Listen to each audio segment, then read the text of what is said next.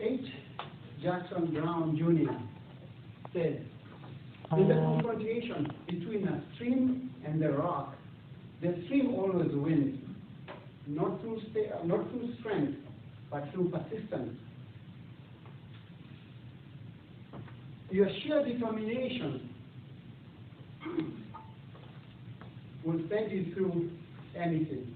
Throughout history, we have seen that those who have persisted have been able to create opportunities and successes for themselves.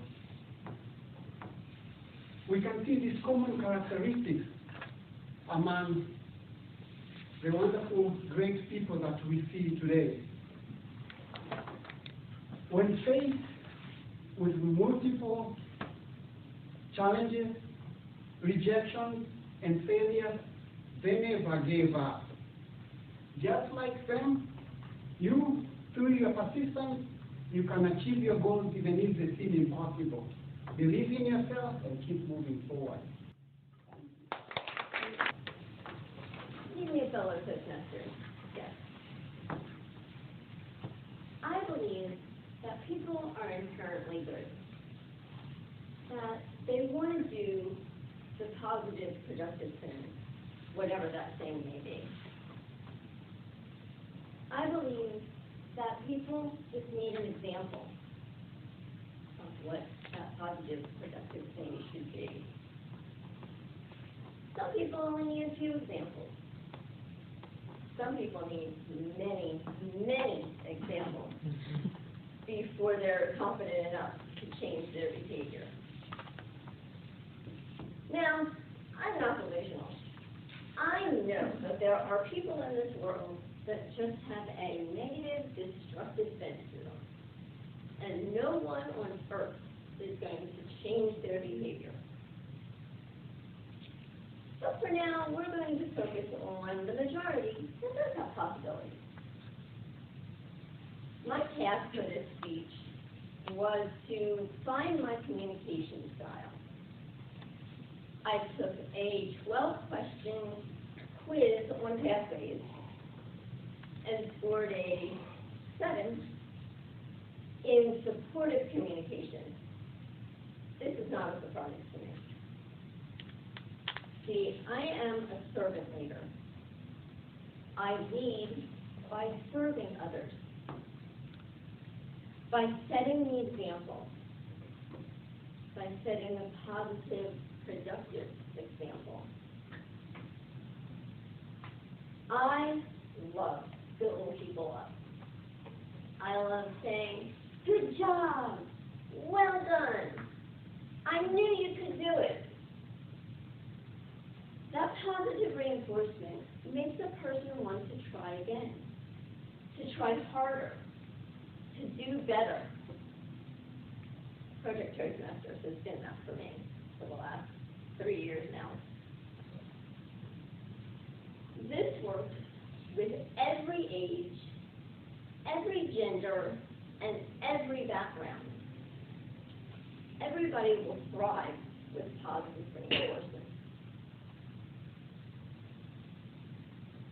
I scored a 4 in direct communication. A lot of people here know that I am very passionate about environmental activism. My plan with this motivational path, motivational strategies path, is to teach and change people's minds and actions about the environment. I am focused and I am result-oriented, but I am patient. We did not get into this mess overnight, and we're not getting out of it overnight. In the mix of supportive and direct communication, there's one thing that wasn't tested. I believe that making people laugh and smile is positive and productive. Larry was just telling me about a person that he heard speaking, and she was engaging, she was funny, so it made it more listenable. hoping, again, to use this as my direction.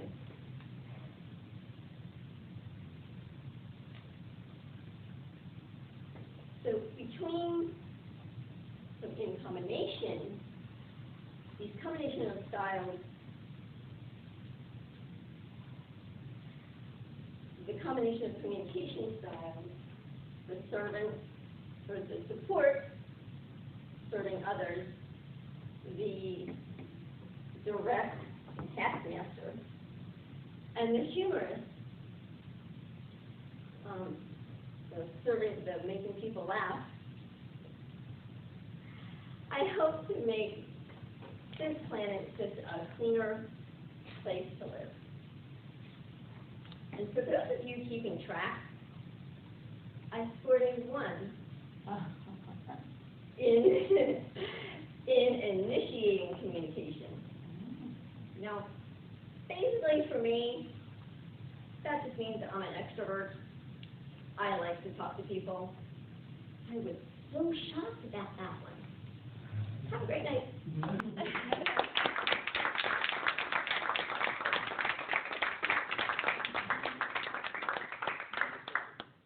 And now for our second speaker, we have Limparis.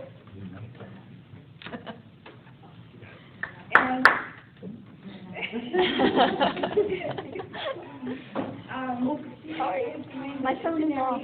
Communication pathways. Her speech evaluation and feedback is going to be 5 to 7 minutes. And her speech title is, My Number is 10. What's yours? Christina is giving her last speech again in preparation for the division contest. And she has added a few things and used the helpful feedback that she received from her fellow Toastmasters. She's at the end of the poll, so please bear with the throat clearing and other annoyances.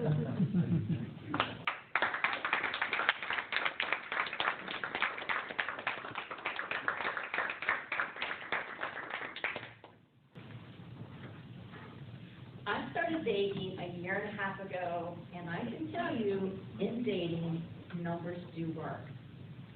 Early on, I heard a TED Talk by Hannah Fry entitled The Mathematics of Love. She's a mathematician with a theory on how, an actual formula to find your perfect match. And me, accountant, formulas, man, it's like, yes, I'm in. Her formula is based on a span of time and the number of people you could date in that span of time. Let's say you're 35 years old, and you want to settle down by the time you're 40. What's a reasonable number of people you can date during that 5-year span? Let's say it's 10. You date those 10 people, and then the very next person after that who's better than the best of the 10, that's who you choose. It might not be number 11, 12, or 13, but it has to be someone who's better than the best of the 10. Early this year, I had to ramp it up because I was only at number 3. And my number is 10, so I had a ways to go. And I dated more than 3 people, but most of them didn't make the cut to even qualify as a number. Number 1 was wonderful for a horrible date. The only reason he made the cut as a number is because I got a hilarious speech out of it.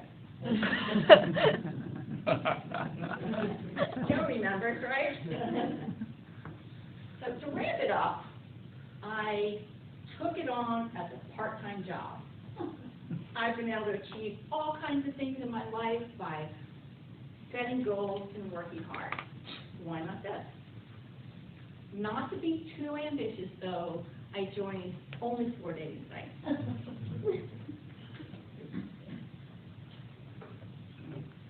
In March, number 6 first contacted me.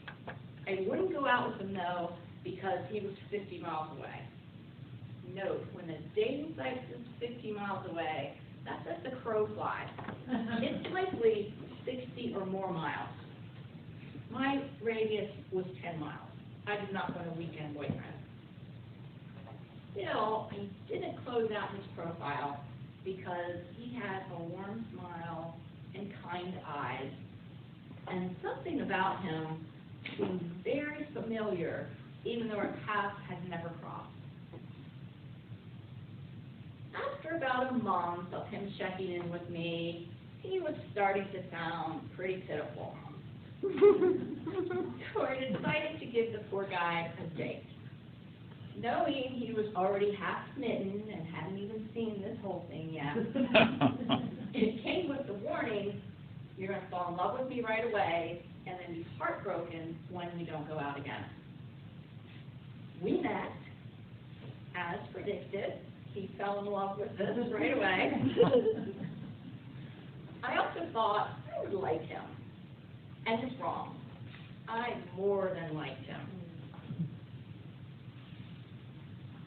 I liked him enough that, but still 50 miles is a deal breaker. And I told him it couldn't possibly work because he was only number 6. But I did still like him enough, I thought, well, let me go back through my list. The guys with numbers and the guys with no numbers. Maybe I can be more aggressive in my numbering and take some of the guys from over here and put them over here. Because remember, you have to be at least number 11, better than the best of the 10.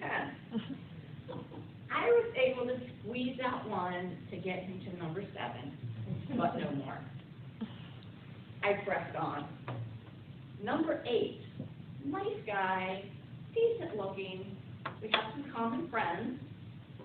He also does volunteer work in the community. Plus, he's within my 10-mile radius.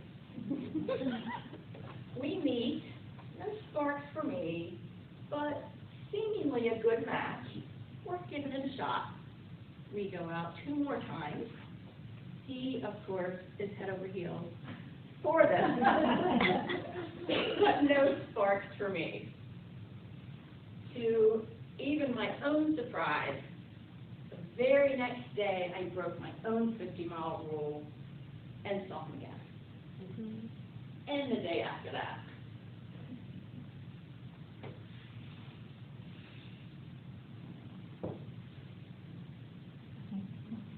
So,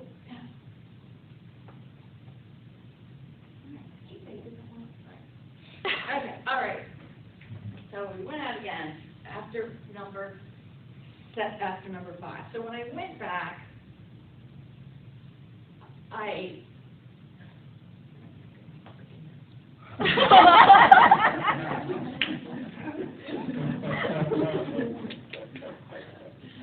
told myself I was going to nail it this time. Okay, so number 8. After letting him down gently, he actually needed a club over the head. I went back to number 7, all the while knowing that numbers 9 and 10 were still looming over me. To take the pressure off, though, I gave number 7 a contract for the month of May. It was all his without me making a commitment longer than that.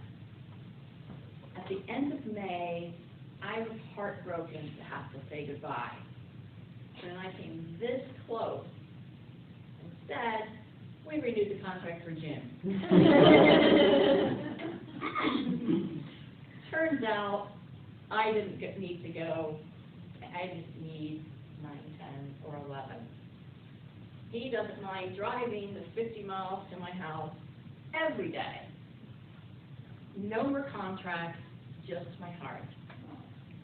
As for why he looked familiar, my family, including my mother, who's cracking up over there, was quick to point out that he looked like my long ago miserable ex-husband. Sometimes you can't even push love away as I tried. I am going to star in the next Hallmark movie with the guardian angel who has to keep running interference the entire movie to finally get 2 people connected to fall in love. If you are afraid of the dating world, believe that love is at least possible. make that first date, think of it as an icebreaker. You simply have to bite the bullet and give that first speech. And have fun with it.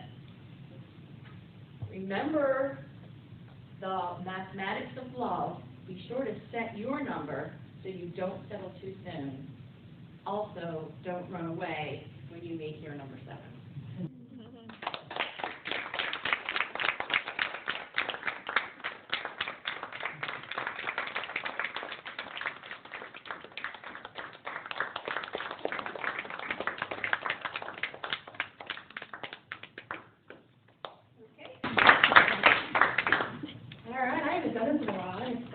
I love the short little impromptu speeches. So I made up, didn't have enough time, but I made up 5.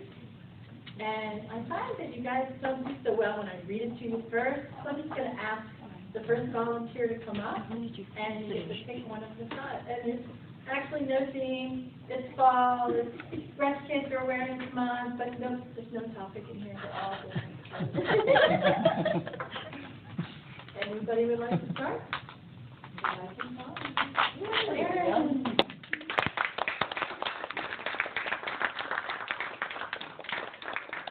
It's been a while. Okay, thank you.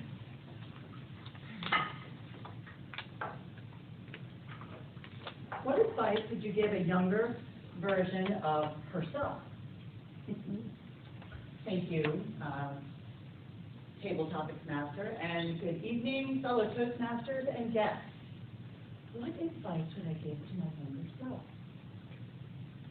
When I think back at my younger years, I often wish that I had greater confidence in myself, and I wish that I would have done things a little sooner, maybe a little younger. Maybe went for that job a little sooner than I would have felt more comfortable than doing. Maybe gone out dating, you know, and put myself out there. I kind of bloomed a little later. I didn't get married till my 30s. I didn't have kids. There's a lot of things that I look back and I think, I wish I would have had the confidence and the self-awareness to do some things that I didn't do till a little bit later in life. So I think that looking back, that's what I would tell the younger version of myself, is just embrace challenges, look for opportunities for growth, and just go for it. Thank you.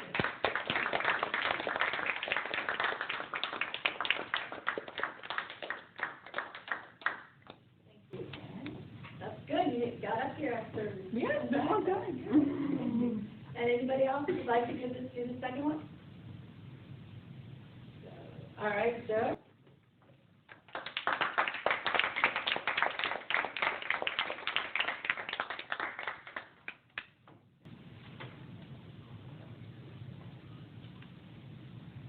Question is, some people say a little white lie is sometimes okay. What do you think? Well, there's a thing about lying that, or basically cheating or anything like that, is how close it is to you. So if I reach, like let's say I'm out golfing and a ball's sitting there and I want to move the ball. If I reach down, pick that ball up and move it, that's cheating. That's really but what if happens if I kick it? Not so bad. Or if I pound it down with my foot, or if I have someone else do it. That cheating. So the thing about cheating and lying is how distant that lie is. If I stretch the lie and tell some fact, so is that really lying? No. I mean, that's really the thing in our own minds, is how close we are. So if I take a bribe, you know, or if I have someone else take a bribe and then give it to me as a gift, is that really cheating? Or if I have someone else launder the money, no, it's not cheating. They just happen to give it to me. So that's the funny thing about lying or cheating or any of those things, is how close you are to the actual act.